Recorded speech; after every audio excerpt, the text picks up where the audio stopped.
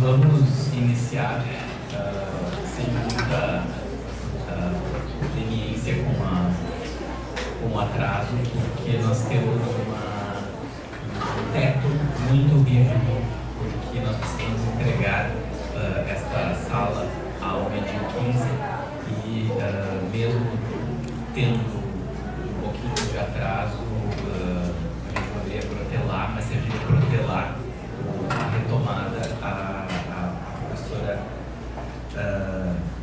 Ana vai ficar com menos tempo e nós queremos ouvi-la mais que nada. Então, sem maiores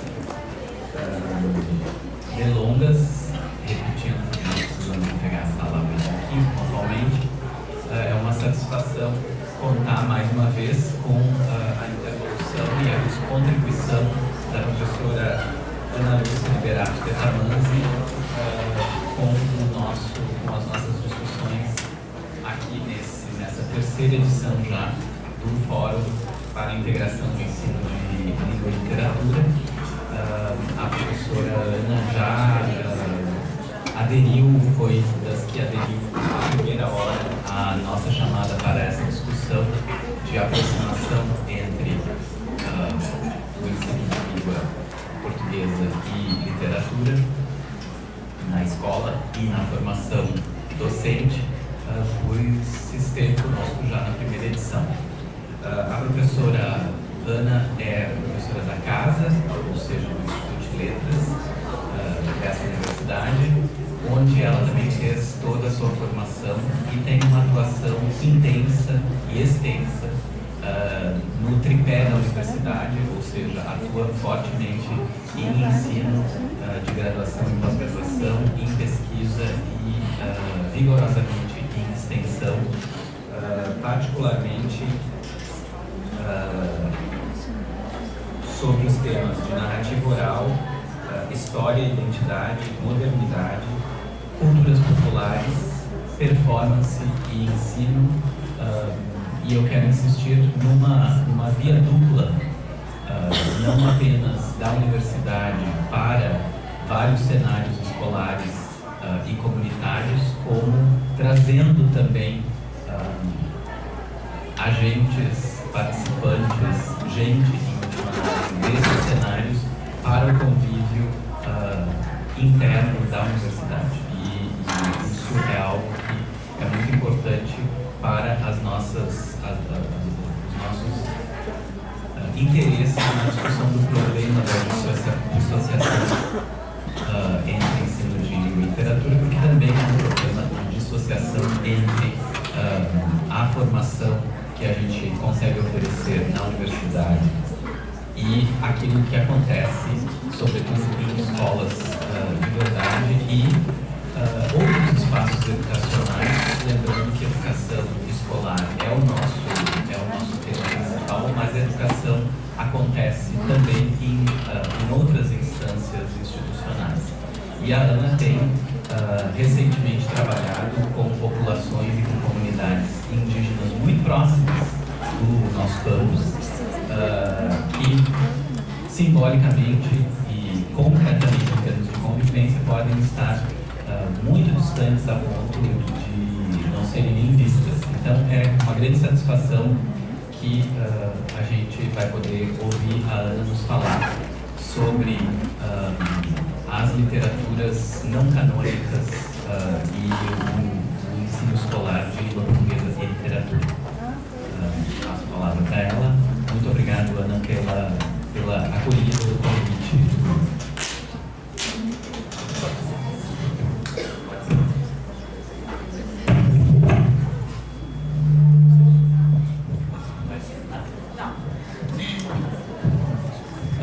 Bom dia a todos. Eu vou ficar em pé porque eu já sou inquieta. Essa semana eu particularmente estou mais inquieta.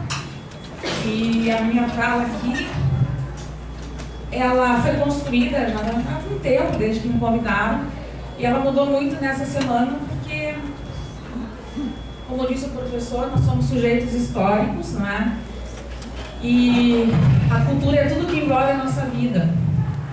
E do ponto de vista da minha experiência, das minhas práticas, essa semana foi bem intercultural, como o Pedro já falou. Segundo, eu estava na Lomba do Pinheiro, na Tecoá, Anhetenguá, quer dizer, a aldeia verdadeira. E foi um dia maravilhoso. Foi um lugar muito especulativo para mim.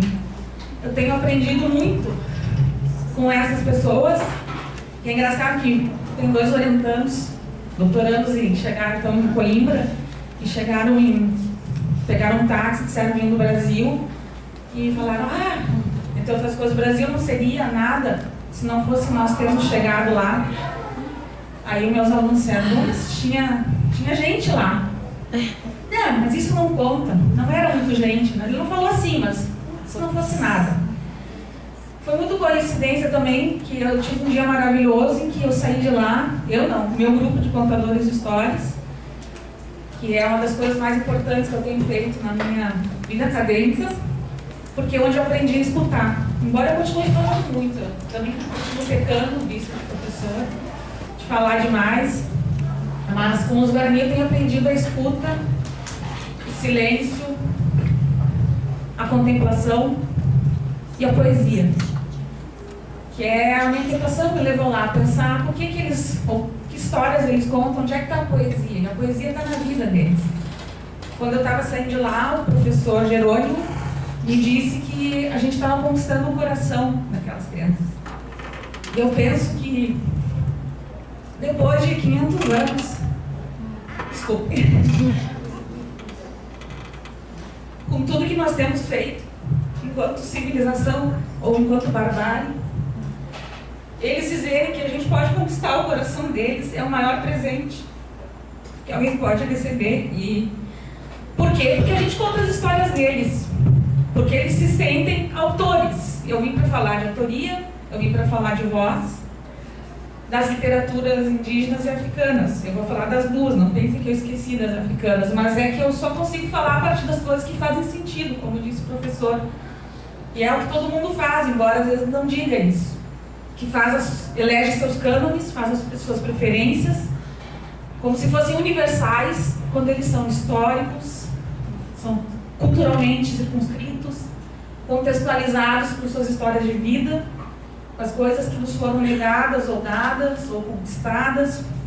E a história deles é de uma sabedoria, porque eu saí de lá encantada com essa generosidade de nos receberem. Não sabendo se a gente merece estar lá, porque eu pensei no filme Xingu, quando a certa altura o Cláudio diz, parece que tudo que a gente toca apodrece, né? E a gente somos nós, a suposta cultura civilizada, branca, ocidental, majoritariamente masculina.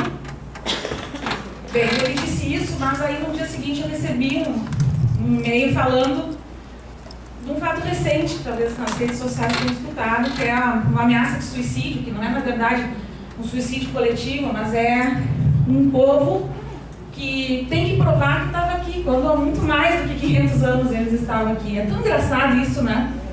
Ter que encontrar ossos, cerâmicas, para provar uma coisa que é fato, não é lenda. Mas também está nos mitos, porque eles têm mitos que falam da nossa chegada, e são assustadores ao mesmo tempo, mas são belos também. Então eles produzem mitos, eles produzem histórias, eles produzem pensamento, que me ajudam a pensar o mundo, mas também me ajudam a sentir. E aí quando eu fiquei lembrando dessa história, eu já sabia disso, porque nós tivemos um aluno Guarani na Letras. Em 2008, o Mário foi o único Guarani que eles terminam menos que os Caingangue, o ensino médio, porque eles toleram menos a educação escolar que é imposta a eles. E o Mário também não aguentou muito, não sei, o nosso curso de letras, a universidade. E ele é uma liderança indígena e volta e meia ele ia para Dourados, ou para aquela região, e dizia que estavam matando lideranças. Uma vez me pediu até uma filmadora para que ele pudesse registrar, porque normalmente não se divulga isso. Eles estão morrendo há bastante tempo, já morreram de bala, de armas biológicas, que são doenças, de violência simbólica, continuam, né? Bem, ele não está mais aqui, parece que talvez esteja buscando a terra sem mares, que para mim existe num lugar chamado Tecoá e Tenguá. Para mim é a representação da terra sem mares. E quando eu saí de lá e vi tudo isso, eu pensei, a minha fala no sábado tem que ser a partir disso, não pode ser a partir de outro lugar. Porque eu só consigo... Eu sempre fui meio assim, de falar com o coração, mas agora eu tô pior, né? Então, eu vou começar entrando no tema, para não dizerem que eu não falei dessas flores. Que eu vou começar contando duas histórias, porque eu acho que a melhor forma de dizer como é que a gente pode conseguir que se enxerguem as pessoas para além dessa construção cultural tão arraigada na nossa sociedade, que provoca o assujeitamento, o silenciamento dessas pessoas, né? Inclusive, não só assujeitamento a ponto de se negar a sua própria existência enquanto humano. Logo eles, para quem os bichos existem, falam, são respeitados, as plantas são vivas, onde não se mata uma árvore se não for para... se não tiver que rezar antes e agradecer por tudo que ela deu antes de matar. E essa cultura que é dita bárbara, selvagem, né? Então, eu vou vou ler com vocês um pedacinho de 2 livros. Um escrito pelo Cacá Veragem Cupé. Todas as vezes que dissemos adeus. Se vocês procurarem nas livrarias, às vezes ele não está na literatura, ele está na infanto juvenil. Se bobear, ele está lá na antropologia. Porque livro que tem figura, ou é para criancinha, considerado um leitor pouco qualificado, embora seja talvez uma das coisas mais difíceis a escrever para crianças, mas é que tudo que tem literatura infantil, literatura popular, literatura feminina, né? Literatura indígena não é muito literatura. Quando vem adjetivada, porque não pertence a esse literatura com L maiúsculo universal. É um belo livro que tem fotos de um ritual celebrado na cidade de São Paulo, no Vale do Anhangabaú, um ritual do perdão. E é um pouco esse perdão que ele nos incita a ter, porque essa semana eu tinha muita raiva, eu não conseguia pensar em perdão. Eu só tinha muita raiva e muita vergonha de pertencer a essa civilização. Aí eu voltei para esse livro, a gente vai ouvir um pouquinho da história dele. Procurem sites, Cacá Veragem Cupé, um sujeito que viaja pelo mundo inteiro. Esse livro é bilíngue, português e inglês. Por que será? Por que tem os norte-americanos pagam para os nossos linguistas estudarem as línguas indígenas que estão desaparecendo? E por que a gente não estuda? Bom, é um livro bilíngue em que ele conta que ele pertencia à tribo de Chucarramãe, que foi dizimada, quase todos morreram, e eles se deslocaram para a cidade de São Paulo. A mãe faleceu em seguida, o pai, a gente vai ver o que acontece nesse pedacinho, e eles são como que adotados, ou incorporam o ponto de vista guarani. Os guarani que vivem na boca de São Paulo, à beira da represa Billings. E as últimas notícias sobre isso foi que para construir o Rodoanel, o Serra expulsou-os mais uma vez de um lugar que eles estavam, botou lá numa encosta de um morro onde não tem nada, e ainda todos os cachorros que são abandonados são levados para lá porque eles cuidam. Eles cuidam de toda a vida humana, né? Porque tudo tem espírito, e a gente esqueceu disso, porque a vida deles é integrada. Então, essas pessoas que estavam lá acolheram esses Chucarramã e ele se vê hoje como um Guarani. Nesse livro, todas as vezes que dizemos adeus, ele vai falar de vários adeuses. Mas ele fala também desse ritual do perdão, que foi quando ele decidiu se lançar na boca da cidade, que é os dentes da onça. A avó dele, um dia, ela não mora com eles, ela tem uma existência nômade, e ela é uma espécie de iluminação toda vez que ele a vê, mas ela não vive entre eles, ela vai em vários povoados. E ela disse isso quando ela viu o pai do Cacá Verá se liquidando na bebida. Ela disse, mas tu vai conseguir sobreviver nos dentes desse jaguar, dessa onça, que era sobreviver na cidade. Nos fala disso, dessa sobrevivência. E num momento muito bonito foi um ritual no dia do perdão, em que ele, junto de judeus, pais de santo, pessoas de vários grupos étnicos do Brasil, se reuniram para fazer uma missa coletiva, que ele diz que essa sim foi a primeira missa no Brasil. Porque todos estavam ali com as suas cores, com as suas crenças, com as suas diferenças, mas também naquilo que os aproxima, que é a capacidade de perdoar, que para mim essa semana não foi possível. Vamos ler a história dele.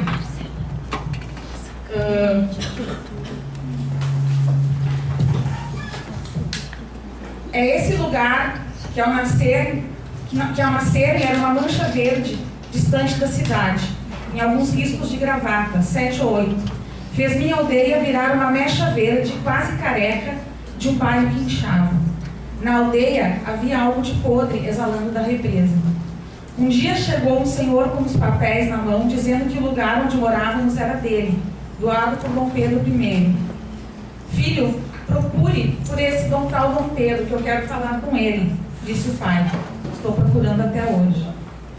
Lá no norte ainda expulsa-se a bala, aqui com documentos do imperador.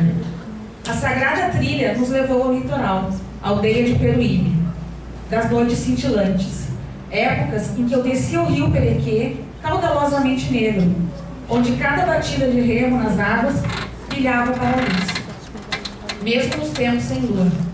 Até hoje eu me intrigo muito. Baldeava o rio com a minha mão para ver aquela luz. Pelas aldeias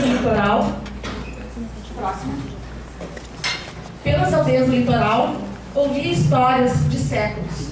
Ouvia tristes cantigas guarani, rememorando os caminhos. Um labirinto de saudades que os caciques contavam. Da terra sem mares, presa em migalhas nas bocas guaranis, guardada na memória dos anciões, largados ao sol, pitando o passado no silêncio. Aprendi o trajeto da busca, cada trilha, cada pausa, cada sim e cada não, cada razão e cada desmoronamento. Morei entre seres cansados de busca. Foi triste. Um guerreiro não é derrotado quando morre em luta. Ele é derrotado quando desiste. Isso eu aprendi quando eu vi a desistência estampada nos olhos guaranis daquela região. Viviam desistidos de si, sem música interior, obstruídos pelas ruínas da terra sem mares da memória. As trilhas nos levaram de volta à proximidade dos guaranis de São Paulo, dessa vez na aldeia Morro da Saudade, do cacique Pazé, Guirapepó, e de seu centenário pai, Tiramãe Tujá, o mais antigo dos antigos ali. Chegamos atraídos pelos cantos de reverência aos seres da mata, que faziam uma luz diferente naquela aldeia, expressando esperança. Era muito viva a força espiritual de Guirapepó. A vila é dividida da civilização pela barragem da represa, por isso também conhecida como Aldeia da Barragem, onde de um lado um povo insiste em cantar com seus instrumentos sagrados, baracás e taquapus, a percussão do homem e a percussão da mulher, protegido pela bruma atlântica que caía sempre ao final da tarde. Do outro lado, uma cidade de espaços, ritmos e tempos estilhaçados, onde custávamos a compreender seus pedaços, seus cantos elétricos, seus rumos, mesmo os céus de neon que lhe firmaram ocultando as cinzas nuvens. Com o tempo, passei a andar pelas largas trilhas da cidade, chamadas avenidas. Percorri suas florestas de aço e comi de seus frutos artificiais para descobrir os Brasis. No asfalto por onde andei, se plantando, nada dá. Provei do bom e do mal, e do ruim. Conheci uma qualidade de caciques que põem gravatas como na minha época de estudante, e que, como dizia um antiquíssimo e histórico escrivão, andavam deveras desavergonhados. Eles têm requintes de fala, vivem dela, e o jaguar no coração. Sim, o jaguar que devora tudo que seja contrário ao seu único olho cego, o que grunhe ganância. E acabei por descobrir que muitos deles eram a causa do extermínio do meu povo. Até que um dia terminei empunhando uma lança, quando um senhor do vilarejo crescido à nossa volta ensinou ao pai que me semeara a tomar um certo líquido que dizia anestesiar as feridas do espírito. Um líquido ardente que cicatrizava a dor que doía dentro. O pai, no início, passou a bebê-lo, mas depois, como as luas, o líquido é que ele bebia. Liquidava-se, e o tempo fez com que, sobre uma velha canoa de pesca, seu corpo esquecido anoitecesse, sob as últimas estrelas de sua vida, sendo que a represa ainda lhe consentira a graça de trazer o esparramado com a manhã, dentro de um grosso e oleoso ritual. Foi a partir daí que empunhei a lança da revolta, munido de flechas de ódio. Eu era assim como uma árvore só casca, sem árvore dentro. Meu povo, um vago fantasma na cabeça. E tudo do lado de fora da tribo parecia-me inimigo, só não sabia o que. Meus sentimentos rugiam por dentro e grunhiam por fora. Agora, de onde eu falo, ao pé do fogo, a ti, que se dá atenção de me ouvir, lembro-me de que não tinha ideia de como esses acontecimentos sufocavam meu espírito sem nome, de como tais sentimentos escondiam minha alma e alma. Só. Andava por aquele chão sem estar. Então, aos poucos, ia reencontrar a minha música, a minha dança, o meu voo. E aí ele sai da aldeia, vai para a cidade e vai encontrar pessoas, vai participar do ritual do perdão, vai morar em alguns lugares do Brasil, vai se aproximar de um grupo chamado Guerreiros do Arco-Íris. Mas de qualquer forma vocês veem que ele está contando uma história, ele domina a língua culta, ele dialoga com a tradição literária, ele faz paródia, ele faz metáfora, ele faz ironia, ele insere beleza no texto, não é literatura. Essa é a grande rasura do nosso cânone, da nossa história literária. Porque hoje eles estão escrevendo. Se antes eles não eram considerados enquanto pessoas, eles estão escrevendo. Pelo menos por isso, eles deveriam figurar em algumas listas de vestibulares, por que não? De testes nacionais, por que não? Eles são os brasileiros mais antigos, afinal. Mas antes de serem brasileiros, eles são Mbiá Guarani, Kaiowá Guarani, Caingangue. Porque vocês veem ali que o que deixa um Guarani perdido é estar sem o seu canto. Isso que é significativo para ele. Então, para ter identidade, ele precisa cantar. Então, lendo isso aqui, é possível mostrar toda uma cultura, toda uma forma de vida integrada. Mostra texto literário junto, a gente pode revisitar a Carta do Caminha, a gente pode assistir filme, fazer várias leituras de imagens. Mas a gente pode vendo eles cantar, fazer a leitura do corpo, porque as histórias, a pintura no corpo, elas estão tudo junto, elas fazem parte de uma visão de mundo integrada que o mito explica. E esses sujeitos têm, como ele diz, ele foi aprender os Brasis. Ele entrou na boca do jaguar, mas a gente não, infelizmente, não tem tido curiosidade para entrar nesse terroir. Para escutar a sabedoria deles, que nessa semana, para mim, era um desejo de raiva, de ódio, mas ele disse, aí eu voltei para esse texto, e eu estou buscando a minha ave alma, o desejo de voo, porque é o que para eles garante a existência. Por isso que esse grupo está tendo esse gesto de dizer que, se tirarem eles da terra deles, onde estão os antepassados, é uma vida que não se justifica, que não tem sentido. Porque o que justifica a nossa vida talvez seja ter um curso superior, comprar algumas coisas, ter casa na praia, viajar nas férias. Para eles, o que justifica a existência é estar ao redor de uma fogueira, estar junto com o seu grupo. Eu estou fazendo aula de Guarani, gente. Começou faz 2 semanas e a gente estava falando sobre o que era amor, porque ele disse que não tinha amor exatamente desse jeito na língua Guarani. E ele tentou explicar e realmente a gente vai dar nome para as coisas que existem, né? E quando ele começou a falar, ele falou pouco, o Verá Potan, aqui na FACET, às quintas, das 5 às 7. E cada aula, para mim, foram só 2. E eu saio cheio de ideias, e pensando como é rica, como é complexa essa língua, esse mundo que está junto com a língua. Porque ele diz, vocês não vão aprender a língua, vocês vão ter contato com essa cultura, senão não vai dar para entender, não dá mesmo, gente. Porque a posição do sujeito que fala, a posição do sujeito que escuta, tudo isso está implicado na língua. para eles, né? E explicar o que é amor tinha a ver com explicar o que é o mais próximo de encontrar Yanderu. Não é simplesmente Deus, mas que é o princípio, que é aquilo que justifica e dá sentido para a vida.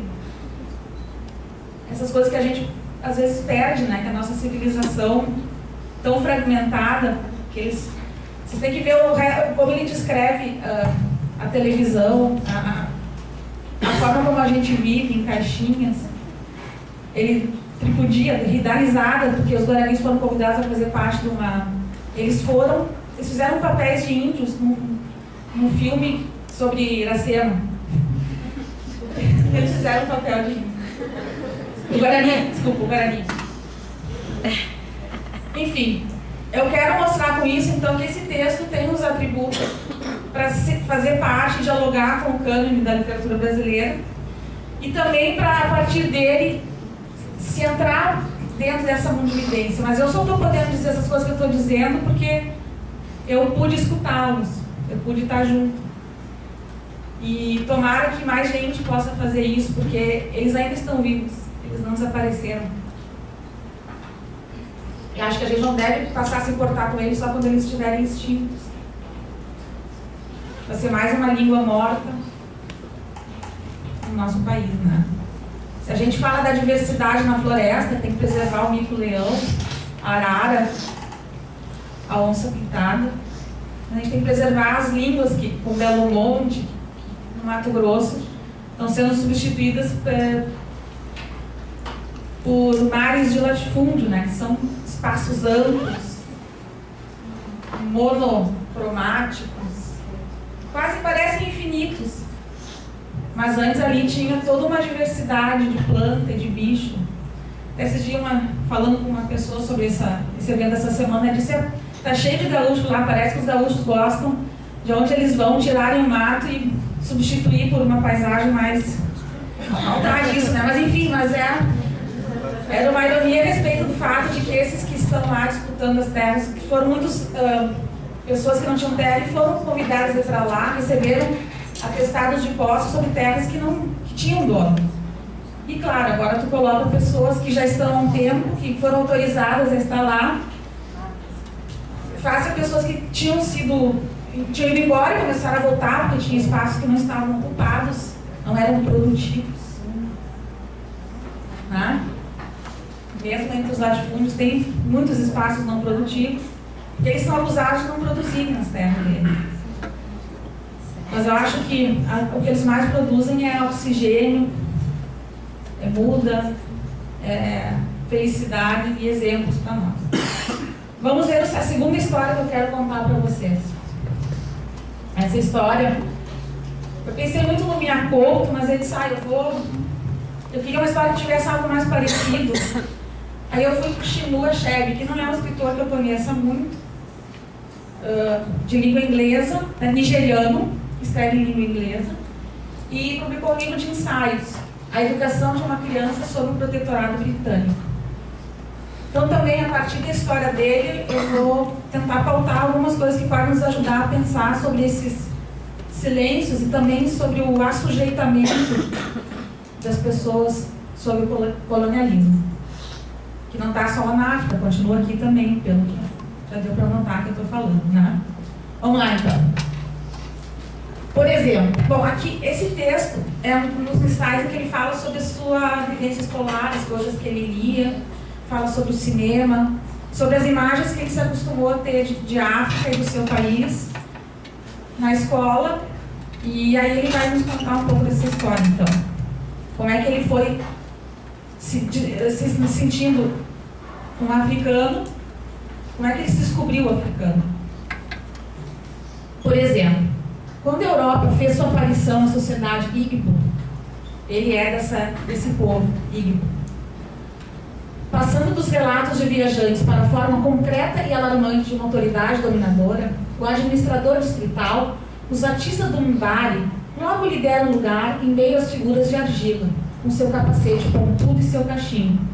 Às vezes, até abriam espaço para o seu cavalo de ferro, a bicicleta, e sua ordenança nativa. Para a mentalidade Igbo, a arte deve prover, entre outras coisas, um meio de domesticar aquilo que é selvagem. Deve agir como para-raios, que detém a potência elétrica destrutiva e a canaliza para a Terra em uma forma inofensiva. O Zígbo insiste que qualquer presença que seja ignorada, denegrida, não reconhecida e não celebrada pode se tornar um foco de ansiedade e perturbação. Deixa eu explicar uma coisa que faltou. O que é esse Mbari? Ele fala de um ritual de celebração que envolve toda a comunidade Igbo, em que existe uma espécie de um líder espiritual que se retira e depois desse retiro ele recebe uma orientação para escolher algumas pessoas que vão construir uma espécie de um teatro, um palco, e essas pessoas têm dons artísticos, algumas delas, e nesse palco eles representam o seu cotidiano, as coisas que existem. E não só as coisas boas, mas também as coisas más. Aquilo é uma representação da sua vida.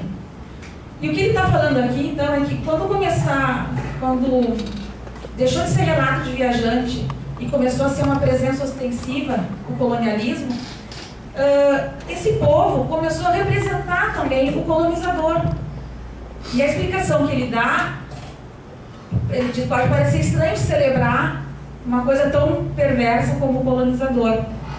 Mas é porque nessa cultura, tudo tem que ser contemplado. Não é a nossa cultura culpada, cristã, que o bem está aqui, o mal está ali. O mundo é feito de bem e de mal, e tudo isso existe. O que existe, como diz ali, tem que ser representado. Porque senão, para usar uma coisa bem ocidental, vira trauma. Aquele luto que tu não cumpre, não faz. Tem que realizar. Então, é interessante que a forma como ele diz que essa representação é como um para-raio, que vai tentar neutralizar os efeitos das coisas pela arte. É isso que eu achei a semelhança com o Cacaverá. A arte, a espiritualidade, o reencontro com a ave-alma, que é a palavra encantada, é essa palavra do canto, da alegria. Aqui, da mesma forma, tem a busca de uma representação que leva à arte, que leva ao mundo simbólico. E um povo que faz isso é acusado de ser selvagem. Teólogos, ele vai dizer agora, passaram a discutir se eles tinham alma. E eles eram capazes de uma complexa representação de si e do outro. Quanto a nossa sociedade consegue representar o outro? Representar nós mesmos, a gente está cansado de ver, né? Solilóquios, narcisistas, egóticos, esses seres perdidos que fazem muito de uma literatura que é muito contemporânea, pós-moderna, do sujeito perdido, em desvario. Bem, mas como a gente consegue representar o outro? Eles conseguiram. Vamos adiante. Para eles, celebrar e reconhecer uma presença não é lhe dar as boas-vindas, é a cortesia de dar a cada um o que lhe é devido. Assim sendo, a celebração do Mbari não era a adoração cega de um mundo perfeito, nem mesmo de um mundo bom. Era o reconhecimento do mundo tal como esses habitantes o percebiam na realidade, em seus sonhos e em sua imaginação. Chego agora ao ponto... Tá, então ele termina de falar do ritual, agora ele vai falar da escola. Chego agora ao ponto que decidi chamar de passagem do meio, minha herança colonial. Chamar minha experiência colonial de herança pode surpreender alguns, mas tudo é matéria-prima para o artista, tudo é grão para o seu moinho. É verdade que um grão pode diferir do outro em seu valor nutritivo. Mesmo assim, precisamos, à maneira desses incomparáveis artistas do Mbari, dar o devido valor a cada grão que nos chega, inclusive o grão que quer nos destruir. A colonização pode ser realmente um assunto muito complexo, mas uma coisa é certa: ninguém vai entrar, se apossar da terra, da pessoa e da história do outro, e depois sentar-se e compor hinos de louvor em honra desse outro. Fazer isso seria chamar a si próprio de bandido e assaltante. E ninguém deseja isso. Sendo assim, o que fazer? Você constrói desculpas elaboradas para os seus atos. Você diz, por exemplo, que o homem cujas costas você roubou é inútil e totalmente incapaz de administrar a sua própria vida e os seus negócios.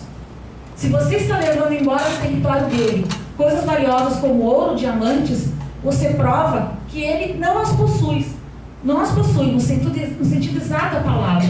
Simplesmente aconteceu que esse homem e esses bens estavam no lugar quando você chegou. E por fim, se o pior acontecer, você pode até estar pronto para questionar se alguém como ele pode ser, como você, plenamente humano. São apenas alguns passos, desde negar a presença de um homem postado à sua frente, até questionar se ele é realmente humano. Desde o período do tráfico negreiro, passando por toda a época colonial, até os dias de hoje, no catálogo de tudo que já se diz que a África não tem ou não são, há uma extensa lista de negações. Em dado momento, homens da igreja tiveram dúvidas até sobre a própria alma. Será que o negro tem alma?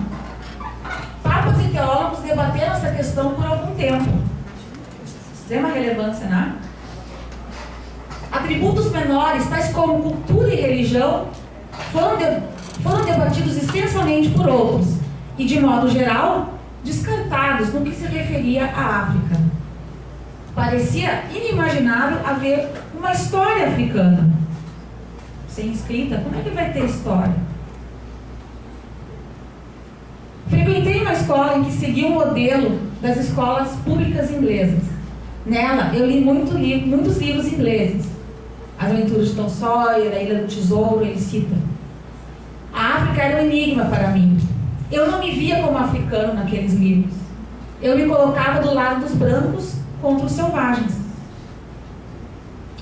Em outras palavras, atravessei meu primeiro nível de escolaridade pensando que era do partido do homem branco, em suas aventuras e escapadas de arrepiar os cabelos. O homem branco era bom e razoável, inteligente e corajoso. Os selvagens que combatiam eram sinistros e estúpidos, no máximo astuciosos. Eu os odiava profundamente. Mas chegou a hora em que alcancei a idade apropriada e percebi que esses escritores tinham me enganado direitinho. E fala mais uma série de coisas, de filmes, de imagens, de leituras que chegaram até ele. E vai terminar com essa reflexão aqui. É inevitável, creio eu, ver o surgimento da literatura africana como um retorno da celebração. É tentador dizer que essa literatura surgiu para recolocar as pessoas de volta na África. Mas isso seria errado, porque as pessoas nunca deixaram a África, exceto talvez no desejo e na imaginação dos antagonistas da África. A nova literatura africana, assim como a velha, os griots, está ciente das possibilidades que dispõe para celebrar a humanidade em nosso continente. Também está ciente de que o nosso mundo contemporâneo interage cada vez mais estreitamente com os diversos mundos dos outros. Se o encontro das histórias separadas terá lugar em um grande e harmonioso espaço, ou se será eivado de amargura e hostilidade, tudo vai depender de aprendermos a reconhecer a presença um do outro e de estarmos prontos para conceder respeito humano a todos os povos. Também, como consegue? Quanto esforço, depois de ter sido alguém que negou a si mesmo, que aprendeu a se anular na frente do espelho, a não reconhecer o seu pertencimento à sua terra, como é que consegue vir com uma mensagem de celebração? Uma mensagem super cosmopolita, absolutamente cosmopolita, de aceitação da diferença, de compreender que existem histórias separadas, mas de querer pensar que elas podem, de alguma forma, se aproximarem, sem tanta amargura e hostilidade, talvez, mas também com amargura e hostilidade, mas reconhecer que todos os povos humanos têm que ser respeitados. E eu pergunto para vocês, da onde vêm esses discursos? Da onde vêm essas falas? Que civilizações estão propondo isso? Que civilizações vêm na arte, na celebração, no embare, o reconhecimento do outro? Que civilizações vêm no outro um motivo de constituição do mesmo? Tem um antropólogo brasileiro, Eduardo Vieira de Castro, que diz que a grande epistemologia que ele vê para a humanidade vem dos grupos indígenas brasileiros, porque elas pressupõem a existência da alteridade para a existência do eu. É uma coisa, é um tal de perspectivismo, eu digo um tal, gente, porque eu comecei a ler um pouco, eu acho uma teoria extremamente difícil, mas vai lá. Isso é pensar o homem contemporâneo. Eles são sujeitos contemporâneos. A África não ficou parada na escravidão, mas é só disso quase que se fala.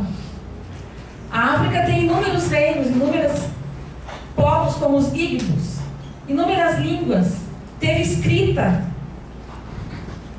muito antes da escrita europeia, em alguns casos. Teve impérios riquíssimos. Essa história não se conta. E os nossos alunos têm direito de conhecer essa história. A situação do afro-brasileiro, que é um termo, enfim, como tem chamado, a situação do negro no Brasil é muito diferente da situação na África. Então, tem muitas mediações para serem feitas. Mas conhecer essa história, em primeiro lugar, é nos colocar numa posição contemporânea, insemelhante a nós, de povos que continuam sendo colonizados, mas que têm uma mensagem de celebração, ou do cacaverá, de pacificação, de encontro com a sua origem, né? Com a sua palavra alma. E aqui a palavra celebração. Então eu quis trazer essas duas histórias para a gente pensar nesses silenciamentos, nesses assujeitamentos, porque a gente não aprende a gostar ou odiar as coisas de uma forma explícita. A gente vai incorporando esses gestos. Isso está no cotidiano, nas piadas, quando se fala politicamente correto, incorreto. A gente tem que ter muito cuidado com o que fala e dar a devida complexidade que as coisas têm. Então, eu pensei nesses dois textos, trabalhar com a perspectiva, com essa literatura fora do cânone. Para começar, tem que vê-los como contemporâneos, como sujeitos do presente, não como peças do museu, como civilizações arcaicas e primitivas, porque eles estão nos dando uma aula de cosmopolitismo.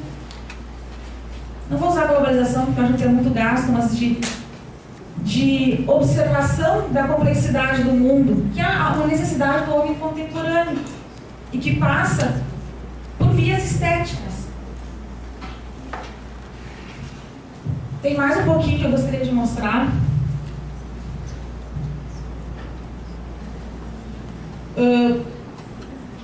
Voz e autoria. Todos têm voz, todos têm autoria. Então, o que eu estou defendendo aqui é que a autoria, a gente costuma, no caso do nosso curso, a reconhecer a autoria do texto que está escrito, que está publicado e que a gente assina o nome embaixo. Mas a gente está lidando com um país que tem na sua base culturas em que essa autoria pode ser coletiva, que ela é compartilhada e que ela se expressa não só no que está no escrito, ela se expressa na voz, ela se expressa numa pintura corporal, ela se expressa no nome. O nome já dá um sinal de pertencimento e indica também um destino para as pessoas. Tudo isso cria a sua voz, a sua identidade. Por que eu estou colocando as duas coisas juntas? Porque a voz é um atributo de todo ser humano. E é um atributo físico. A voz tem cheiro. Eu estou surrealista quase, né? Mas enfim. A voz tem volume, tem timbre. Ela se perpassa fisicamente. Ela toca fisicamente também nos outros. Aquilo que o pessoal estava falando, né? Nossa cultura é muito visual. A gente precisa prestar atenção nos outros sentidos, porque eles nos ensinam. A gente aprende muita coisa com outros sentidos. E o que eu acho que a gente precisa pensar no curso de letras, pensar na escola? Que existem muitas histórias recalcadas e que a nossa história literária tem que ser reescrita. E quem é que vai reescrever isso? Não é pouca coisa que a gente tem que fazer. Como é que a gente reescreve? Inserindo a diversidade que o mundo tem. Eu não estou dizendo aqui que não se vai ler Shakespeare mais, não se vai ler Machado. Não, é como o professor disse. Ouvi desde o Chitãozinho até a nona do Beethoven. Mas a gente só pode chegar a gostar, ou pelo menos respeitar aquilo que a gente conhece. Porque aquilo que a gente não conhece é sujeito a esses atravessamentos que os textos falaram. De eu só ter acesso a um tipo de representação, a um tipo de voz, a um tipo de autoria, e achar que essas são únicas. Né? complemento. Todo julgamento de valor repousa no atestado de exclusão. Dizer que um texto é literário subentende sempre que o outro não é. Quando eu digo para os alunos, esses textos são literários, raramente eles vão questionar, porque o professor, bem ou mal, ainda tem algum poder. E o que vocês disserem para os alunos de vocês também vai passar para eles como sendo algo válido. E o nosso compromisso é dizer, nós fizemos uma eleição, uma escolha, nós temos o nosso cânone particular. Porque a nossa palavra, como toda palavra, tem peso. Nós fazemos intervenções o tempo todo. A gente sabe disso, mas é bom voltar a dizer. E sobre a literatura indígena, ela é a grande rasura desse sistema. Porque o movimento negro, a literatura afro-brasileira ou a voz do negro brasileiro já vem sido pautados e já tem uma trajetória de textos consolidada pelo menos a partir do século XIX no Brasil. A literatura indígena é muito recente. Eles começaram a escrever essa pegada da escrita muito recentemente. Coisa de 30, 40 anos. Mas a voz deles, a língua, a mão de evidência, ela está no nosso cotidiano. Ela está no chimarrão que a gente toma.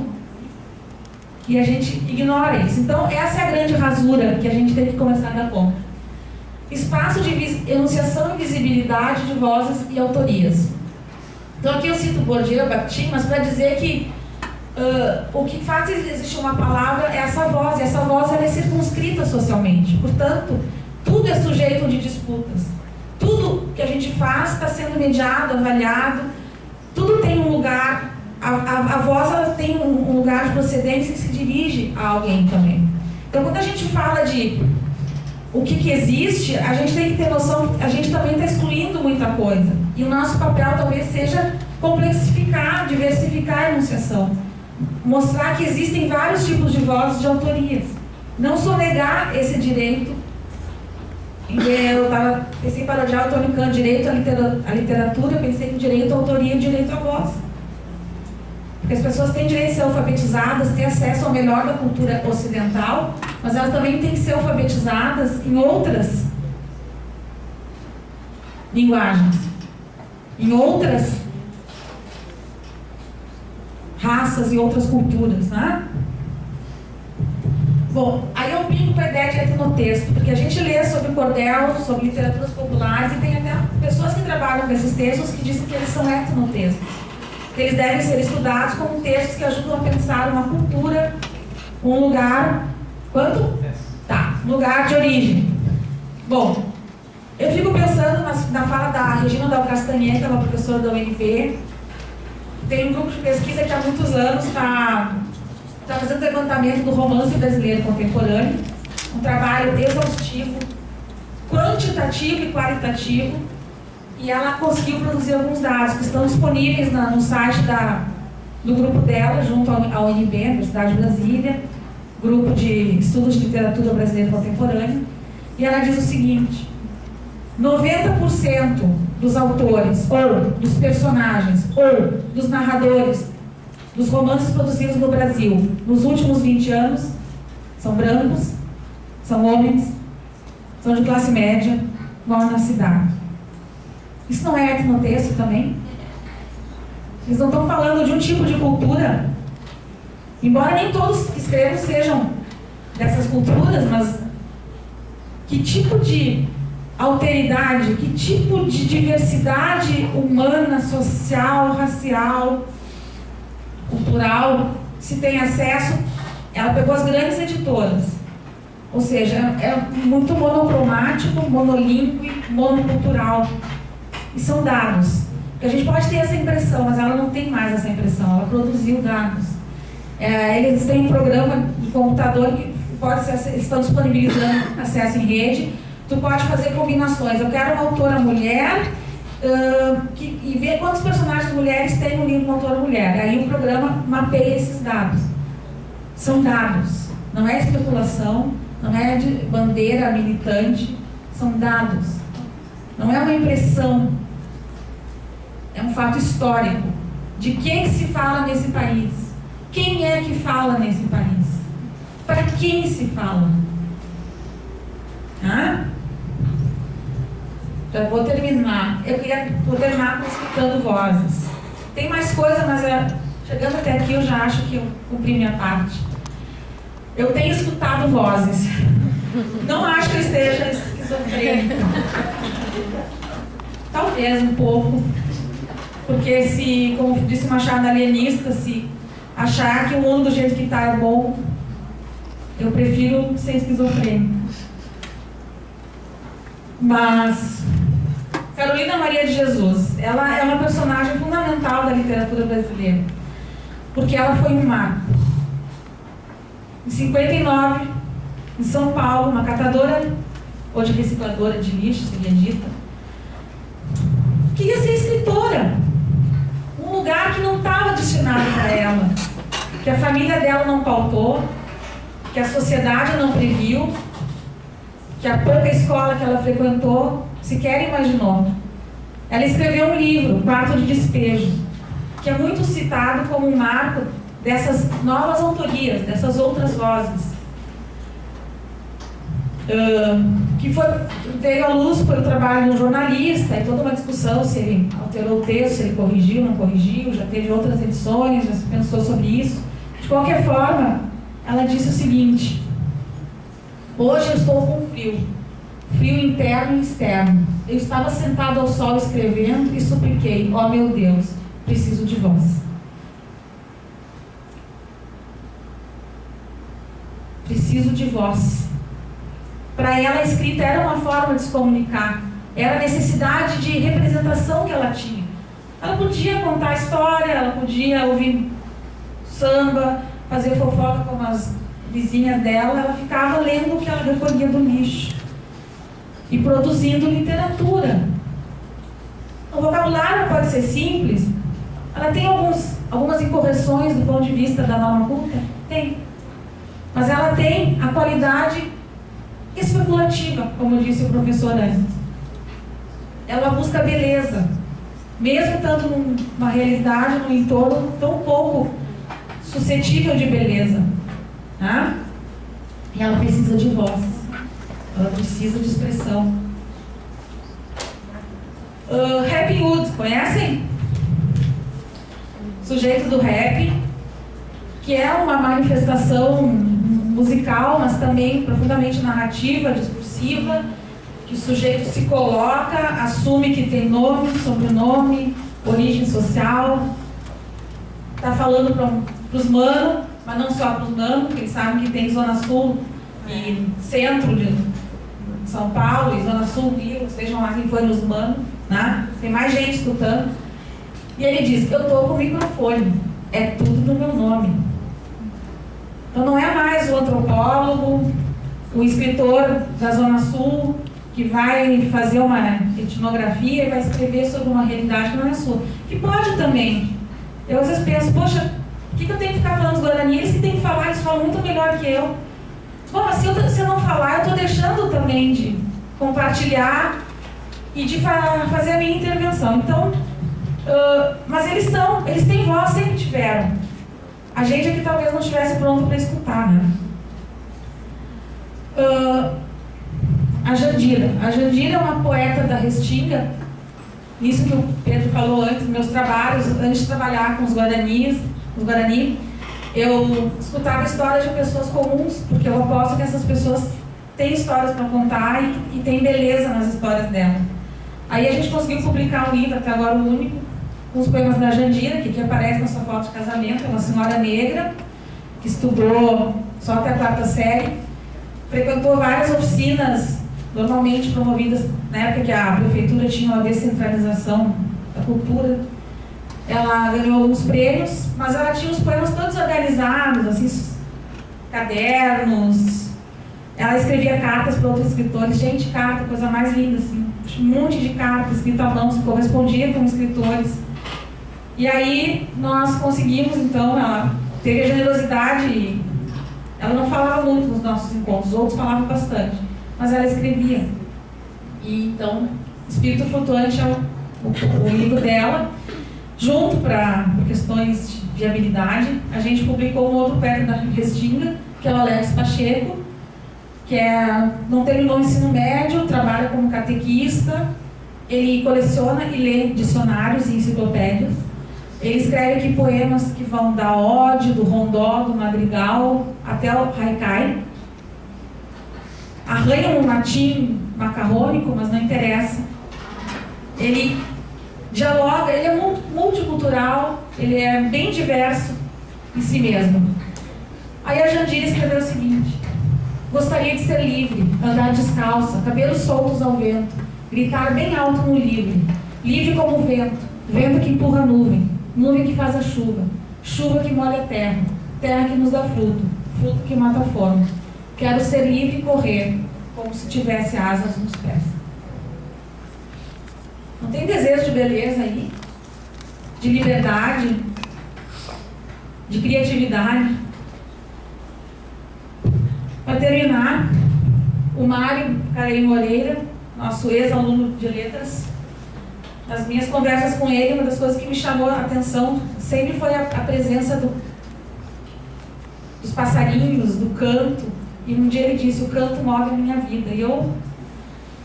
ele gosta de música, mas aí eu fui ler o mito fundador do Pantenondê, dos Guarani, num outro livro do Cacaverá, que explica a criação do mundo. E a criação do mundo se dá a partir de um silêncio que se torna música. E os guaranis têm que cantar para descobrir o seu nome e quem eles são na Terra. Pode ter coisa mais poética do que dizer que é o canto que marca a tua vida e tu precisa cantar para tu saber quem tu é? Bom, aí na escrita do Cacaverá, que disse que demorou muito para ter coragem de escrever, porque esse mito só existia na oralidade. E a primeira versão que se tinha notícia era no Paraguai, pelo Leon Cadogan, que foi um antropólogo que viveu muito tempo com os Guarani no Paraguai. E depois os sábios de lá resolveram que ele merecia ouvir essa história e que ela podia ser registrada para tentar tocar o coração do homem branco, que tinha chegado a hora de tocar no coração. De certa forma, o Cacaverá diz uma coisa semelhante, que ele resolveu escrever o mito fundador com a esperança de tocar o nosso coração. E diz o seguinte: nós e nossos filhos seremos revolvidos pela terra. E nesse revolver, proveremos palavras em pé pelo chão. Somos andantes, cantarão vidas, cada qual no seu tom. Por isso se canta, por isso se caminha, para descobrir a música que se é, ou como o Cacaverá disse antes no livro, né? Para poder alçar o seu voo, achar a sua palavra alta. Era um pouco isso que eu queria trazer para vocês, essa manhã de sábado. E eu faço essa minha fala em homenagem a esse povo e espero que ele desista. O Daniel Murumbu disse que a maior contribuição que o indígena pode dar ao Brasil a sobreviver. Obrigada.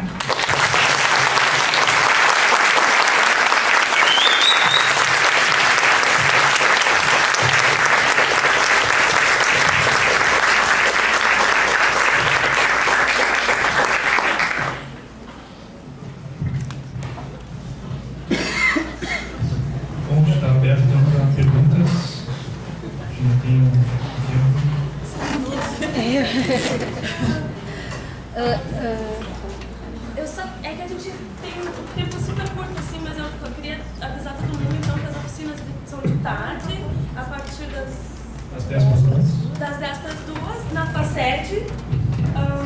E a FACED é saindo aqui, tem um estacionamento em frente. Tudo no quarto andar. Todas no quarto andar. Todas no quarto andar. As salas, vocês informaram pro pessoal? Sim, tá as lá. salas de cada oficina? Tem um muralzinho aqui na frente e se não, também lá na hora a gente vai estar lá na frente da FACED, vai ter mais cartazes. E alguém sabe se o Antônio tá aberto para almoço? Eu não sou sócio do restaurante aqui na frente, mas bem na frente mesmo, é boa comida e barato. Tá, e para quem gosta de vegetariano, bem na frente do Instituto de Educação, lá tem o vegetariano oriental. Estarei lá. Vegetariano oriental, para quem gosta de vegetariano, é bem ali na frente e é baratinho.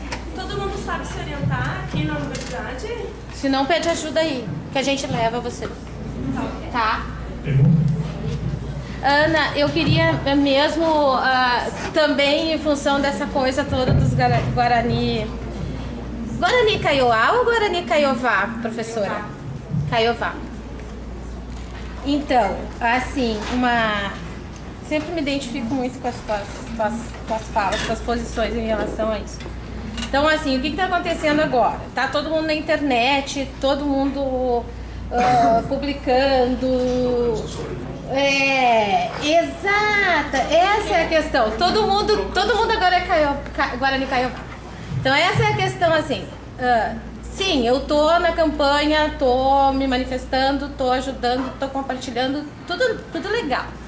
Mas aí quando eu olho as pessoas colocando fulana de tal Guarani Kaiowá, eu fico, as pessoas estão assumindo assim, elas são Guarani Kaiowá. E eu me recuso a fazer isso. Porque eu não sou e nunca vou ser Guarani Kaiowá. E eu não posso me apoderar dessa identidade assim, dessa forma. Eu dou todo o meu apoio, eu vou brigar, eu vou, sabe?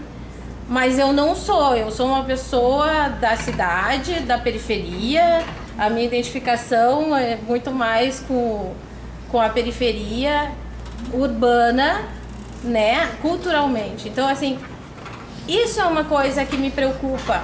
E na própria prática do professor, né, na minha própria prática, que é uma coisa que eu estou sempre tentando refletir sobre isso, que essa tendência da gente se emocionar e achar tudo tão lindo, tão maravilhoso, que a gente trata tudo como se fosse assim, as coisas que a gente pode ir pegando e, né, são culturas de outras pessoas, são modos de vida, são modos de ver, são modos de agir de outras comunidades e que eu não posso ir me apoderando, assim, principalmente se eu sou professor. Então eu queria que tu falasse um pouco sobre isso, esse choque que existe entre a gente que está nessa posição dessa cultura ocidental, tal, em relação, nesses momentos, em relação a isso. E também queria que tu falasse um pouco, não sei se tu conhece, o kit A Cor da Cultura do Ministério da Educação. Então tem um pouquinho de modos de ver e tal. Eu queria que tu falasse um pouco também sobre essas duas coisas, a postura do professor em relação à cultura indígena dentro da escola e também a cultura africana, assim. Se tu acha que aquele kit A Cor da Cultura responde de alguma forma, assim, quando eles falam em modos de ver, modos de agir. Não sei se eu... Não sei, tem tempo para falar? Fala, tem tempo. Vai falando. Fala, Ana. A gente só vai ter que bater nos guardas para não nos tirar daqui, mas tudo bem. Bom, é tanta coisa que dava para falar, mas assim, a questão do índio genérico, né? Que, eu acho que a visão da sociedade é que é tudo índio, assim como é tudo África. Então, eu acho que nos falta cuidado, né? E falar na internet, eu estava até comentando com o Jefferson, é muito bom que a coisa esteja viral nas redes sociais, porque na 0 hora saiu, depois de já estar com tanta repercussão, saiu uma matéria meio perdida lá no meio, falando dos acontecimentos em Mato Grosso. Então as redes, pro bem e pro mal, elas têm um poder enorme, mas também tem o meio, o objeto se funde com o meio, cara, com essa linguagem, parece que é tudo muito banalizado. Então, curtir essa notícia, curtir.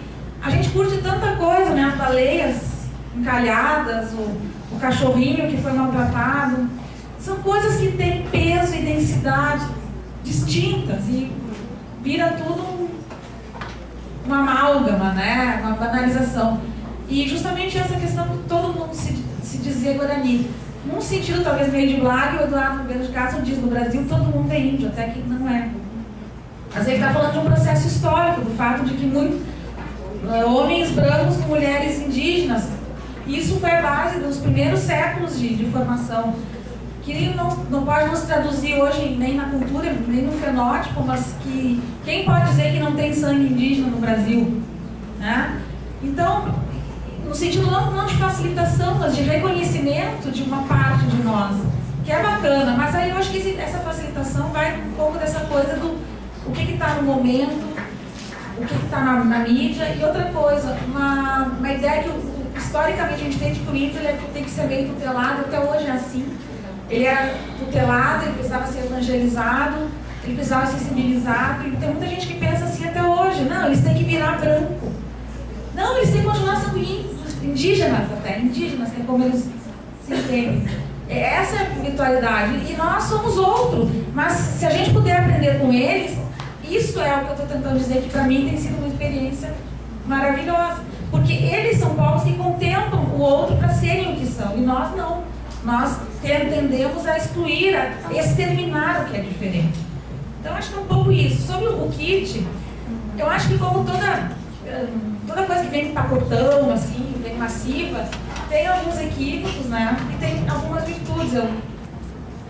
O que eu acho que é importante, que pelo menos se está falando nisso. Então, que se use e que se problematize. Como a discussão do Monteiro Lobato. Ele, pessoalmente, era racista, e muito, mas a obra literária tem várias formas de ser abordada. Então, eu acho que também a gente tirar um racismo, substituir por outro, não dá. Não é inteligente. Nós tirarmos uma dividência e dizer que agora todo mundo vai virar indígena, todo mundo vai virar iorubá, não é isso. A mensagem, eu acho que mais importante que a gente precisa reconhecer é essa capacidade de contemplar e de conviver com o outro, de ser cosmopolita. Todas as culturas nos interessam, todas. E não tem por que de antemão achar que uma é inferior, são diferentes, e outra é superior, porque está escrita, porque tem tantos séculos de tradição letrada. Essa tem 30 anos, e como diz uma professora da FMG, ela já nasce até pós-moderna. Ela usa Derrida para dizer que os indígenas escrevem, é pós-moderno. É deslizante, é uma beleza. E que é verbívoro no visual, tem imagem, tem som. Que coisa mais atualizada. Então, a gente pode ver tudo de todas as maneiras. E é isso que a gente tem que ter o direito de. Nós sermos autores, como professores das nossas aulas, das nossas interpretações, mas apostarmos na autoria dos nossos alunos. Eles têm o que contar, as famílias deles têm uma história. Todo mundo tem uma história, não é uma história única, não é uma cor única, não é uma cultura única, não é um pensamento único. Porque isso é um aniquilamento. Um aniquilamento. Obrigada. Trabalha essa literatura fora do cânone, focada na cultura indígena e africana, com certeza abre os horizontes. Mas como trabalhar esse projeto político-pedagógico das escolas é ainda muito tradicional. Pois é, gente, eu ia terminar, a última lâmina falava do conceito de intelectual de autoria. Tem um morador lá na Restinga, que nos manda Maragato, ele é um reciclador de lixo. E aprendeu, até teve uma matéria na Zero Hora, alguns anos atrás, sobre ele, porque ele aprendeu a mexer nas redes, lida com computadores, aprendeu sozinho, sem ter computador, mas pagava para ir nas lan houses e descobre umas coisas na internet. Bom, ele chega nas escolas e às vezes não deixa ele entrar porque ele é um reciclador de lixo, às vezes ele está na frente da escola vendendo algodão doce ou picolé, e no outro dia ele quer estar lá dentro como oficineiro. E são escolas da Restinga. E os professores, muitas vezes, não recebem bem. Mas quando uma escola consegue fazer um trabalho, os alunos se interessam. Ele não tem dicionário de inglês, mas ele no caderno fez um dicionário de inglês e ele dá aula de inglês e informática, oficinas de inglês, como ele diz. Eu vou dar aula de inglês para eles. E é maravilhoso, porque as pessoas saem falando. Eu fico imaginando o tanto quanto ele sabe de inglês e o muito que ele sabe de informática. Ele é intelectual, ele tem algo a dizer sobre o mundo. Então eu acho que as escolas, sim, elas são tradicionais nas escolas particulares, por razões óbvias, porque tem que continuar mantendo um certo privilégio, um discurso de autoria, de legitimidade. As escolas são autoritárias também na periferia, porque ignoram a autoria dos alunos, e não tem muito diálogo com a comunidade, com os seus moradores, até os desprezam muitas vezes. Mas eu acho que a gente tem que tentar, o que resta para nós, além de ter esperança. Eu acho que pode ter raiva também, mas eu acho que tem que ter esperança e acreditar que se tu fizer alguma coisa, aquele filme O Jardineiro Fiel, vocês lembram do final, quando ele tem que escolher se ele tem um menino que ele pode salvar? Ele diz, pô, eu não posso salvar todo esse país, mas se eu conseguir levar um e esse fizer alguma coisa com a vida dele, é o nosso limite. Assim como às vezes eu olho para 50 alunos na minha frente e penso, o que estão entendendo, não estão entendendo, não sair daqui dizendo as coisas mais díspares. É uma lunática, ou que aula bacana. Sei lá, entendeu? Mas a nossa média é 5, 10%. Paciência. Mas é com essas pessoas que a gente tem que conversar e tem que querer conversar. Eu acho que tem esperança. É só o que eu posso dizer. E teimar. Porque quem é intelectual, quem tem autoria, teima. Fica um pouco à margem, mas a gente tem que falar muito sério. Eu sempre digo para o pessoal que trabalha na pesquisa comigo, pessoal, nós temos que estudar muito. A gente tem que ter um super suporte teórico, porque a gente trabalha com um objeto que é desqualificado, que está fora do cânone. Pela primeira vez, primeiro foi o Gerson, trabalhando com minha goma, pela primeira vez, uma aluna que trabalha com a Caverala ganhou destaque no salão de iniciação, pela primeira vez. E eu disse, eu digo, não espere destaque, a gente está falando de uma coisa incomodativa, que nem literatura é para a maioria. Quando a gente falava da Restinga, meus bolsistas falando dos narradores orais, que a gente fez também vídeos, a gente produz vídeos para mostrar que essas pessoas têm voz. Aqui, narradores da Restinga, narradores indígenas, foi só um volume, o Mário e o Zaqueu, que é Caingani, falando, e narradores orais, que tem 4 números, que são pessoas comuns que os alunos gravam na minha disciplina de literatura oral tradicional. Isso é apostar na diversidade. É teimosia. Da primeira vez que me viram contar histórias lá no Instituto de Letras, sempre estava virando atriz. Mas eu não considero também intelectual, uma intelectual que pensa e pensa também com o corpo. Eu não vejo problema nisso. Pensa com sentidos e valoriza o coração, tudo que faz. Então, pouco me importa se disserem que o que eu faço é teatro, que eu trabalho com a Restinga. Aliás, na defesa do meu primeiro orientando, única até agora, mestrado foi sobre a Restinga, esses moradores estavam lá. Eu gostaria que hoje tivesse aqui um professor da aldeia, não conseguia articular, mas é muito bom falar junto com eles. E a gente tem que escutá-lo, gente, desesperadamente. A gente tem que abrir espaço nessa universidade, abrir espaço nas escolas. Essas vozes têm autoria, estão dizendo algo de novo, contemporâneo, cosmopolita. A gente tem que escutá-lo. Para a nossa própria sobrevivência.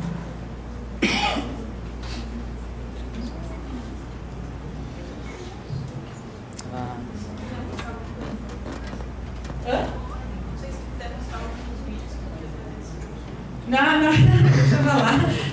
Eu vou mostrar, eu vou fazer uma mostra de vídeo, então vocês, por favor, sejam meu público. A gente fez um evento sobre as culturas indígenas lá no Instituto de Letras, teve pouca gente. Quero fazer um mostrando o nosso trabalho com os Guarani, mostrando alguma coisa que eu gravei no Peru, de poetas falando em Quechua, em Mapuche, que é um grupo chileno, Quechua da Bolívia e do Peru. Assistam, compareçam. A gente vai levar também os professores Guarani. É isso, a universidade tem que ser um espaço para todas essas possibilidades de existência, de voz e de autoria. Então apareçam, daí eu vou mostrar mais coisas. Hoje não dá, vou deixar vocês agora. Marketing. Sim. Ainda temos tempo? 5 minutos? Bom dia, boa tarde. Professora Ana, eu queria primeiro cumprimentar a senhora e parabenizar pelo trabalho aqui na URGS, de ouvir e dar voz àqueles que nunca foram ouvidos e que também não puderam falar. Eu queria, se vocês me permitissem, fazer uma declamação, uma rápida declamação de um poema. Quem sabe depois a gente conversa um pouquinho mais dentro de 5 minutos. Pode ser? Eu sou de Dourados, no Mato Grosso do Sul, tá? Professor da Universidade Estadual lá. E tudo que você falou aqui me passou um filme. E eu vou fazer essa declamação, se eu conseguir até o final. Depois a gente fala um pouquinho. Vou tentar dentro dos 5 minutos, se me permite. Depois eu falo sobre o poema. Tempo, velho? Não, criança. tem o pão que o diabo amassou, tem sangue de índio nas ruas, e quando é noite, a lua geme aflita por seus filhos mortos. Tem pão velho? Não, criança, tem sua fome travestida de trapos nas calçadas, que tragam seus pezinhos de anjo faminto e frágil, pedindo pão velho pela vida. Temos luzes sem almas pelas avenidas, temos índias suicidas, mas não temos pão. Tem pão velho?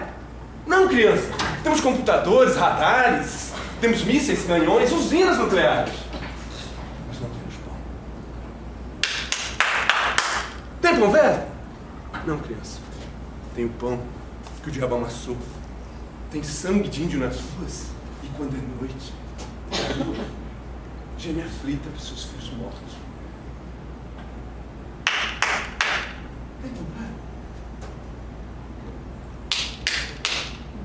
Tem pão velho?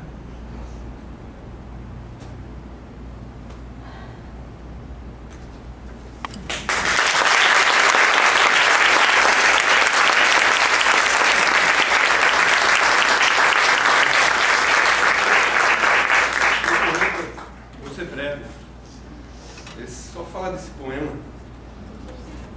Acho que desligou. Obrigado. Desse poema e desse poeta, o poeta é Manuel Marinho do Nascimento, não sei se vocês conhecem, ele é desconhecido. Mãe Dourado.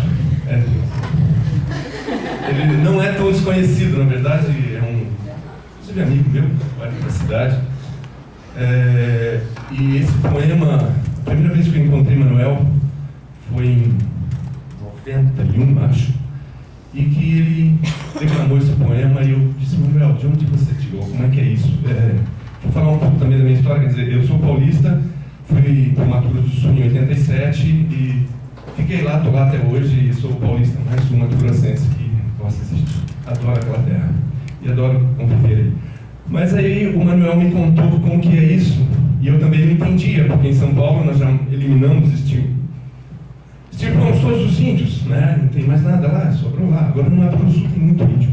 Em Dourados, por exemplo, a reserva, a aldeia, ela fica a 3 quilômetros da minha casa, inclusive, pertinho ali, né? E os índios estão confinados lá, são 12 mil índios, numa área bem pequena, né? E tem de tudo que você possa imaginar, e acontece de tudo, né?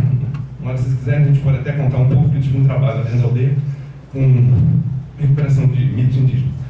Bom, mas o Emanuel disse o seguinte nele: eu quando era pequeno, eu ouvia alguém bater a porta da minha casa, aquelas palminhas, e pedindo pão velho. Observaram a expressão? Eles não pedem pão, eles pedem pão velho. Sabe por quê? Porque você não vai comer mais. Mas ele come. Onde eu como? É muito complicado, sabe? Ver aquela situação, aquilo tudo. Hoje não mais, gente. Hoje eu não vejo mais isso com frequência na cidade. Ou eles batem a minha porta ainda, pedindo um monte de coisa. Inclusive, não pedem pão velho. Eles pedem alguma coisa, água, ou pedem pão, pedem comida, pedem perfume, pedem o que você der para ele, né?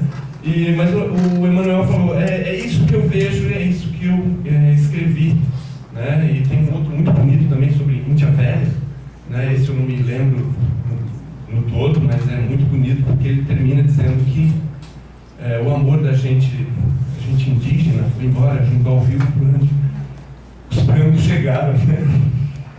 O amor da sua gente foi embora junto ao rio quando os brancos aqui chegaram, né? E levaram o amor deles embora, levaram tudo, levaram a vida, né? Acho que ficou muito claro aqui com a fala da professora. É isso, gente. Desculpa tomar esse tempo, eu só queria, não sei se é Nós que agradecemos. Uma homenagem a alguma coisa, mas parabéns novamente, professora, por ouvir e ter dado voz, tá? Desculpa aí pela hora avançada. Um abraço a todos.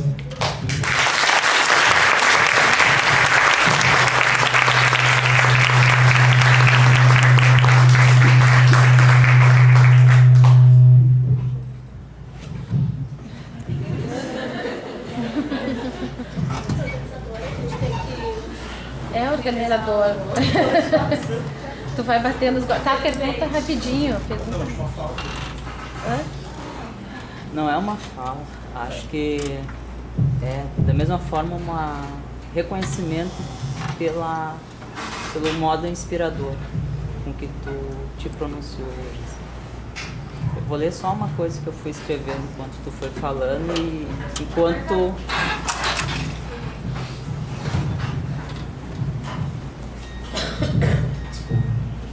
Eu vou ler só algo que, enquanto a professora foi se pronunciando e foi tocando todos aqui, creio que todos, veio vindo.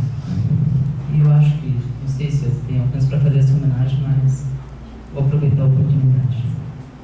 Olá, Ana. Uma vez eu disse que respeito muito o teu trabalho. Pois é. Eu respeito o propósito que te faz sempre mais coração e espírito. O propósito que te faz querer ouvir a voz do silêncio, lutando sempre contra o silêncio da voz. O propósito que te faz buscar a expressão mais plena do ser, semeando flores de esperança e pertencimento em almas lugares que o charco ruidoso dos discursos ocos tenta riscar do mapa, silenciando pela força.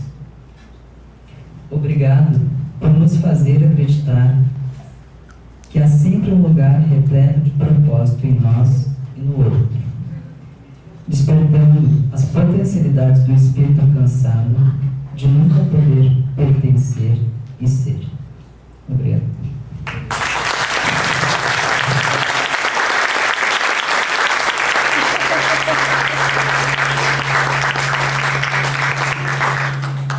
Fala chorando mesmo, não interessa, isso é troço.